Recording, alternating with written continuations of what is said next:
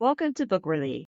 Today we're talking with poet and children's author Debbie Burton about her early reader series, Tales of Blueberry Street, which follows the lovable adventures of Buddy the Beagle.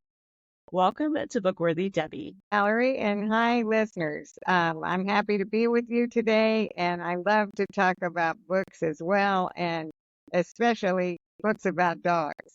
Now, Buddy the Beagle is the main character in your series of books, but he's also inspired by your own dog, correct? Yes, we adopted Buddy when he was 1. We got him from a Beagle rescue, and at that time, we learned right away that we needed a dog trainer, that we needed professional help to deal. We found out why nobody wanted Buddy. And it was because he would do things that were just, very puppyish. He would jump up on the bed. He would jump on the table. He would get on the table and eat things. If you left him there, like popcorn or whatever. He loved to chew on books and pens. And Buddy the Beagle on Blueberry Street tells of what happened when we first adopted him and how he felt like he didn't need people. And then something happened that showed him he really needed people. Can I go on to tell you more about the story, or? Well, before we talk more about the books, can you tell us just one silly story about Buddy? Silly story. Okay. He's very afraid of fireworks, like a lot of dogs. And one time in our neighborhood, as usual, people were out on New Year's Eve setting off fireworks. And what happened was he kept pulling on the leash, and he actually broke off the leash and just started running. And even though my husband is a marathon runner, he had a very hard time catching up with Buddy. But the thing about Buddy is he loves to eat. And so Herb was able to get close enough to him, to offer him a treat, and then he could grab him and snatch him back. So if anybody has a beagle, they know how they love to eat. They'll do anything for a treat. So Buddy's more of a sprinter, where your husband is more of a marathon runner, huh? Right. Those are two completely different styles of running. I have a kiddo in cross country, and so it's interesting to watch, especially watching the Olympics this last year, just the different styles of running and having to pace yourself and, get to run full out. Well, tell us what inspired you to take this fun, lovable character you adopted into your home and turn it into a book series? Well, I'm a retired elementary teacher, and when I retired, I just started looking around for something to do, and a friend of mine said, you should only pursue one thing. I don't know why he said that, but I started thinking about it, and I thought, well, I'm going to start by exploring my gifts. And I joined a book study called The Creative Call, and it was written by Janice Alsheimer. It's an excellent book for Christians to look at and seek God about what their purpose is. And since I wasn't teaching anymore, I thought I've got to find a new purpose. So I discovered that I like to write, and I like to write poetry in particular. And so originally, this book was going to be a rhyming picture book. But then I found out that there wasn't really a market in the time for it. I went to a conference, I pitched it to some editors, and they said, no, can you turn it into a chapter book? And I had very little experience with writing. I like to read, but I wasn't very experienced. So I just started writing. It was very easy to do because it's so much based on what really happened in our life. And that's how I got started. Well, what they say, write what you know. And when you have a puppy giving you all kinds of material, it becomes a little easier, right? Right.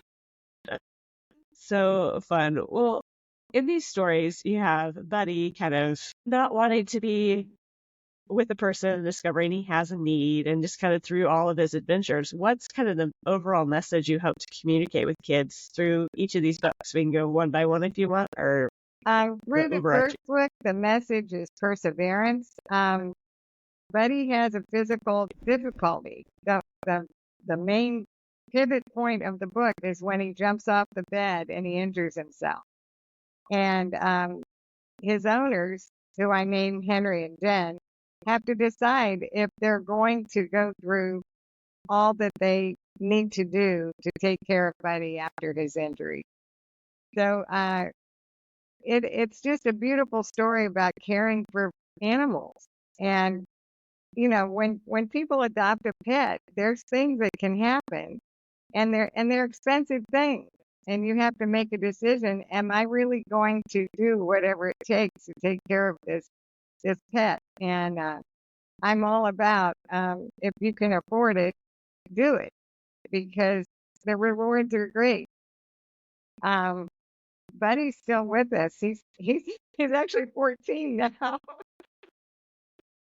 But after that, I just he got him doing cute things like this is the second book is a mystery. It tells a story of somebody steals his dog treats. It's called Return to Blueberry Street. Somebody steals his treats, and he tries to get all of his little doggy friends. It brings in other dogs to this story, and they're trying to track down the bandit of Blueberry Street.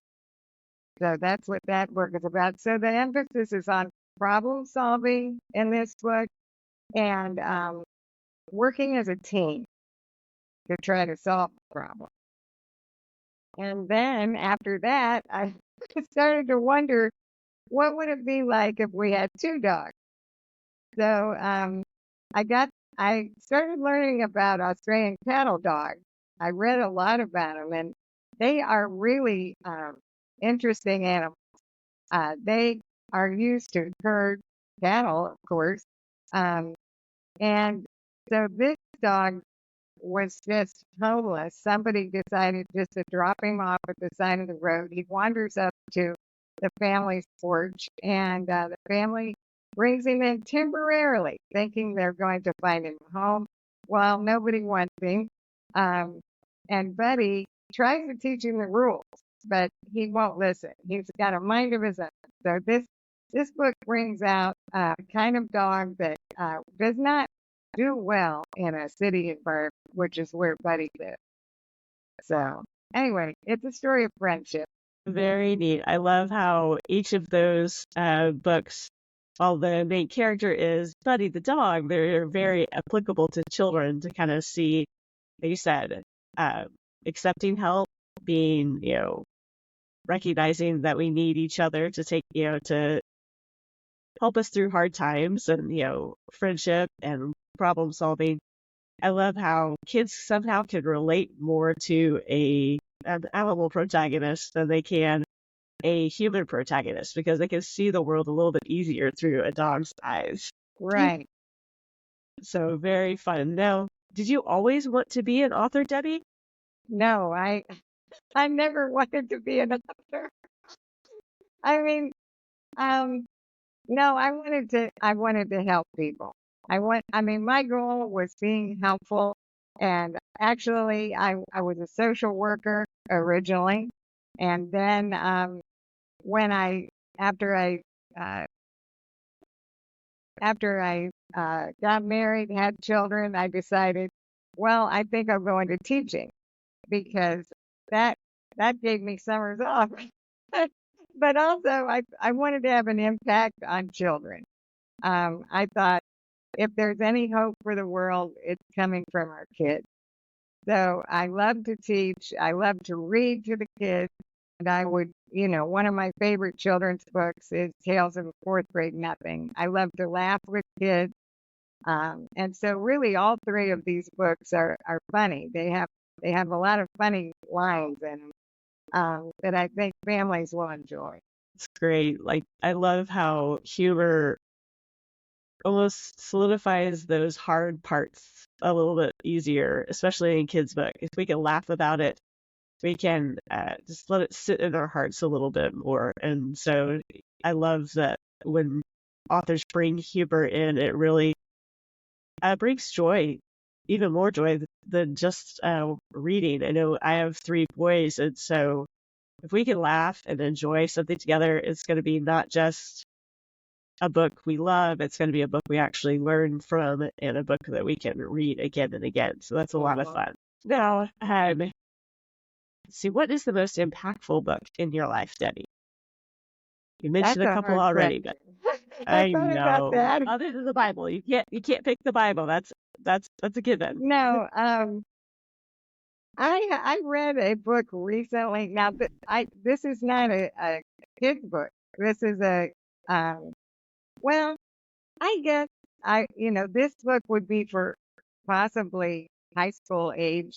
Um, A Land Remembered by Patrick Smith, if you've ever heard of it. I'm from Florida, and this book describes the rustic Florida when it was a frontier. And that's a lot. That's very hard for people to understand now because the whole state is covered with cement practically. Um, but it talks about this 3 generations of family and how the hardships they faced on the frontier, and eventually, as time went on, I mean, it's historical fiction. They rise to be real estate tycoons, like the 3rd generation, and it just makes you think about the struggle that a lot of pioneers went through to develop land.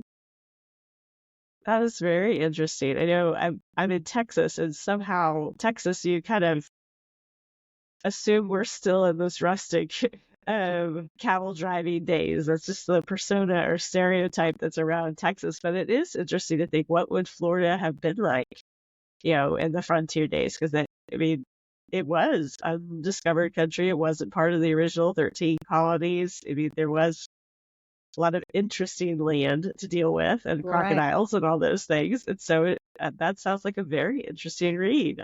Very cool. Make you see your own home state in a new way, right? Right.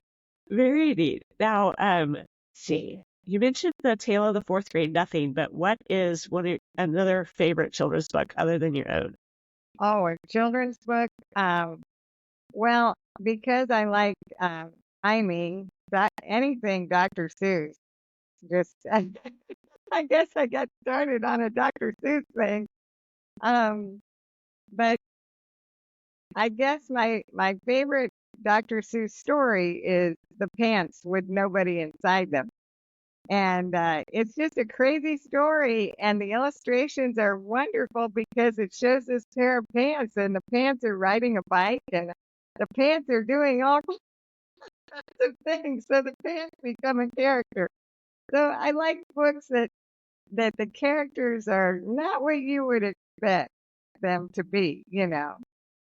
And I just thought that was one of the most creative things that he ever did. Yeah, Dr. Seuss definitely had a unique take on the world, didn't he? Right. I don't think he ever really grew up. I think he was a kid at heart his whole Yeah. life, for sure. I think one of our favorites is There's a Locket in My Pocket. Oh, yeah. So That's great it too. is it was it. Yeah, it's all kinds of crazy rhymes, and my kids absolutely love that one. I think Mhm. that book fell apart by the 3rd kid, but it's still a favorite. Well, Debbie, what can we expect next from you?